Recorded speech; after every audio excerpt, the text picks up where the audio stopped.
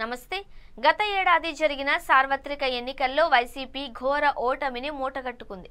2019 ఎన్నికల్లో 151 సీట్లలో ఘన విజయం సాధించి అధికారంలోకి వచ్చిన వైసీపీ తీవ్ర ప్రజాగ్రహానికి లోనై కేవలం 11 సీట్లలో మాత్రమే విజయం సాధించగలిగింది.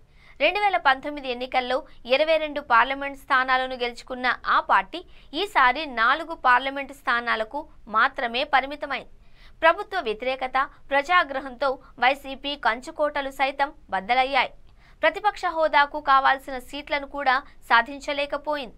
పార్టీ దారుణ ఓటమితో వైసీపీ కీలక నాయకులు సైలెంట్ అయ్యారు. మరికొందరు నాయకులు పార్టీని వీడుతున్నారు.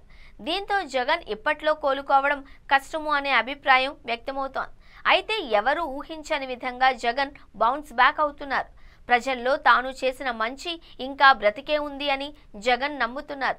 అబద్ధపు హామీలతో అధికారంలోకి వచ్చిన కూటమిని ప్రజలు నమ్మడం లేదు అని, ఇచ్చిన హామీలను అమలు చేయడానికి నానా తిప్పలు పడుతున్నారు అని జగన్ కూటమి ప్రభుత్వంపై విమర్శలు గుప్పిస్తున్నారు. ఏపీలో ఒక్క పింఛన్ కార్యక్రమం తప్ప మరేది అమలు కావడం లేదనేది వైసీపీ నేతల వాదన. ఎవరెన్ని చెప్పినా జగన్ హయాంలో ప్రభుత్వ స్కూళ్లు అభివృద్ధి చెందాయి అనేది అక్షర సత్యం. తాజాగా దీనిపై ఒకప్పటి టాలీవుడ్ హీరో సుమన్ కామెంట్ చేశారు. ఆయన తాజాగా మీడియాతో మాట్లాడుతూ జగన్ పార్టీ ఓటమిపై రియాక్ట్ అయ్యారు.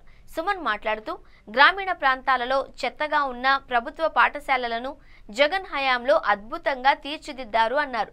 డిజిటల్ బోర్డులు, టాయిలెట్స్ మెరుగుపరిచారు అన్నారు. పేదలకు నేరుగా ఇంటికే పెన్షన్ అందించారు అని, ఇవన్నీ జగన్ ప్రభుత్వంలో తనకు నచ్చాయి అని సుమన్ చెప్పుకొచ్చారు. అయితే జగన్ పాలనలో కొన్ని ప్లస్, కొన్ని మైనస్ పాయింట్స్ ఉన్నాయన్న సుమన్ తన దృష్టిలో జగన్ది అసలు ఓటమే కాదు అని చెప్పుకొచ్చారు. మోదీ, పవన్, చంద్రబాబు ఒకవైపు, జగన్ ఒక్కడే ఒకవైపు అయినప్పటికీ వాళ్లకు జగన్ చాలా టఫ్ ఫైట్ ఇచ్చారు అని, తక్కువ మార్జిన్తో ఓడిపోయారు అన్నారు. ఇక్కడ సీట్లు చూడకూడదు అని, వైసీపీకి వచ్చిన ఓట్లను మాత్రమే చూడాలి అని ఆయన పేర్కొన్నారు. జగన్ హయాంలో విద్య, వైద్యం, పెన్షన్ పథకాలు బాగా అమలు చేశారు అని, కరోనా సమయంలో జగన్ చాలా బాగా హ్యాండిల్ చేశారు అని సుమన్ ప్రశంసలు కురిపించారు.